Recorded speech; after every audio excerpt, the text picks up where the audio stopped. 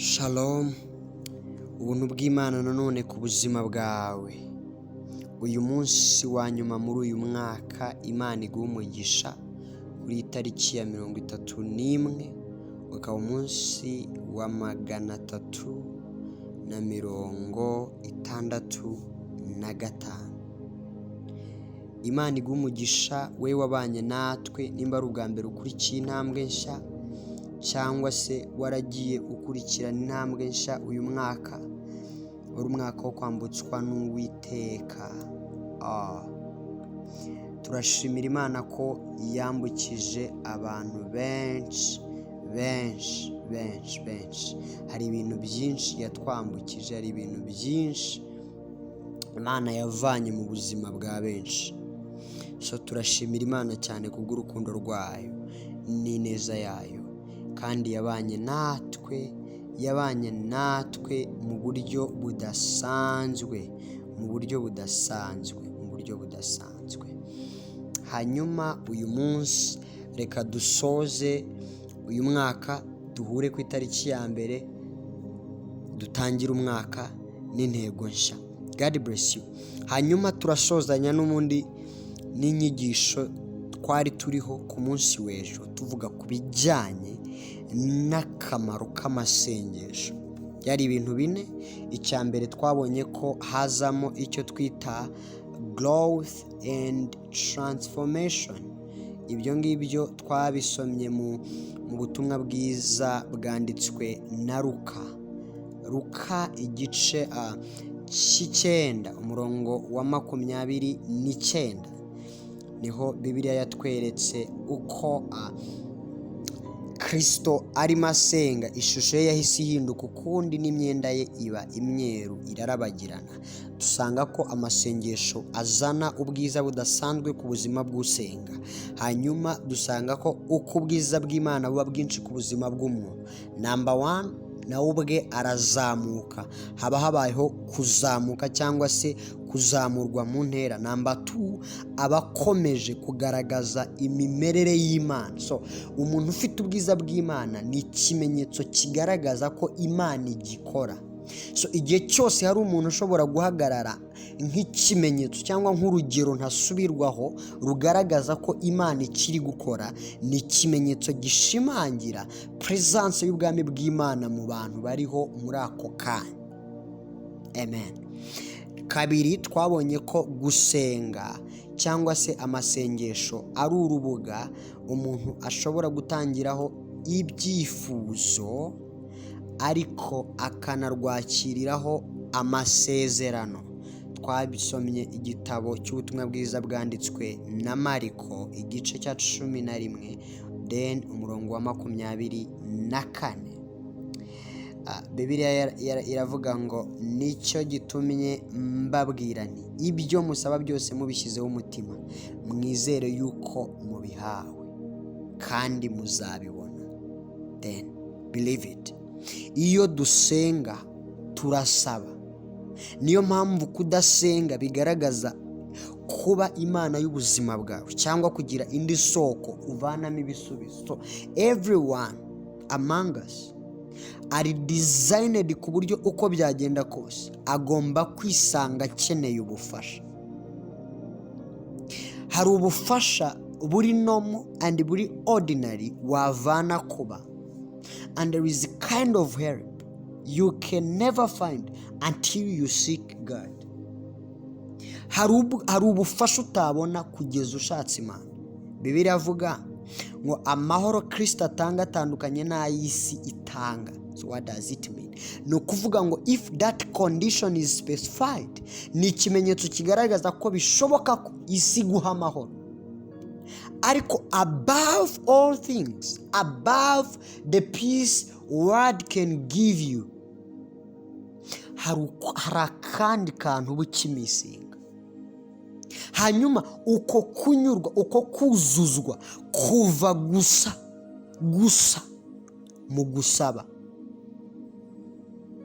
Do you know what the Bible says? Bibiliya iravuga ngo satisfy me early. ndatekereza ko ari Zaburi ya 90 gutyo, igice umurongo wa 14 kugera ku wa 17 hagati aho. Uyu munsi turongeraho icya gatatu, prayer is a tool for spiritual registration. Yesaya 43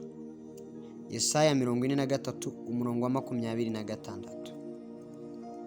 Ejo twari dusa n'abagiye kubivugaho ariko ntitwabikomeza neza. Yesaya 43 umurongo wa 26 biravuga ngo nyibutsa tuburane, shinga urubanza rwawe kugira ngo utsindishirizwe.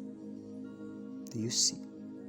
Mu gusenga urekama uburenganzira bwawe, ibyo wanyazwe mu gusenga urabigaruza, ibyo wambuwe mu gusenga urabigaruza, ibyo wariganyijwe mu gusenga urabigaruza, ibyabaye udahari mu gusenga ubyirukana ku buzima bwawe, ibitambo byose n'ibicaniro bikigenda byaka ku buzima bwawe mu gusenga ubasha kubizimya burundu, ahubwo ukazamuraho ibicaniro bishya.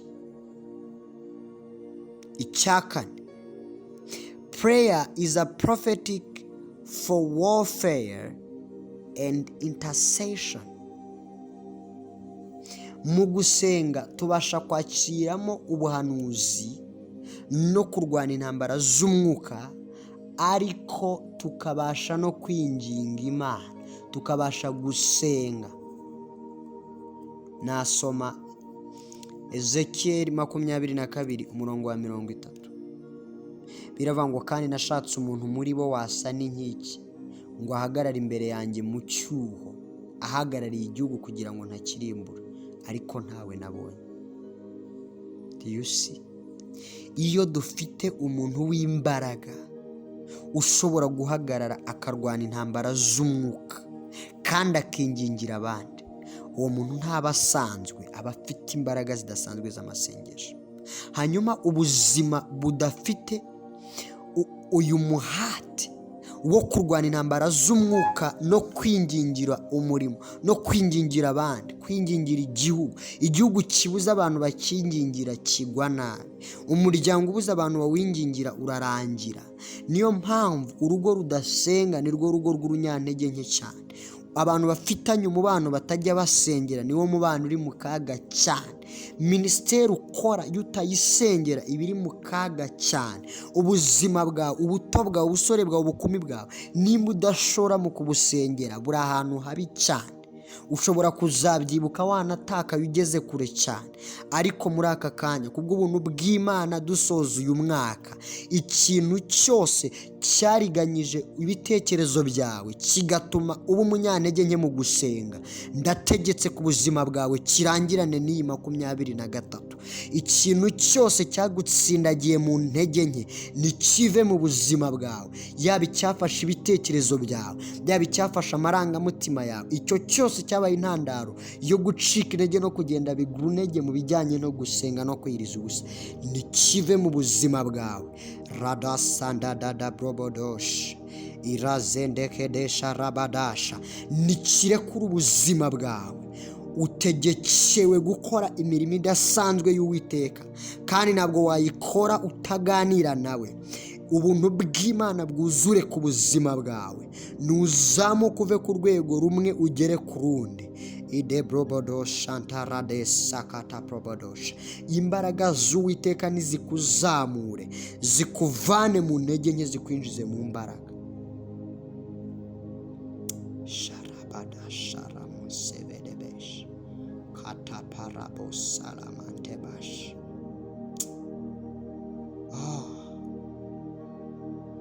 Warakoze Mwami kugendana natwe, warakoze kubana natwe.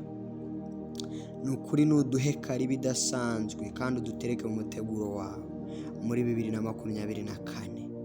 Warakoze kutwambutsa Mwami, kandi ukomeze urusheho utwambutse n'ibindi byose, none n'iteka ryose, mu izina rya Yesu Kristo, amen. God bless you. Thank you so much. Happy New Year.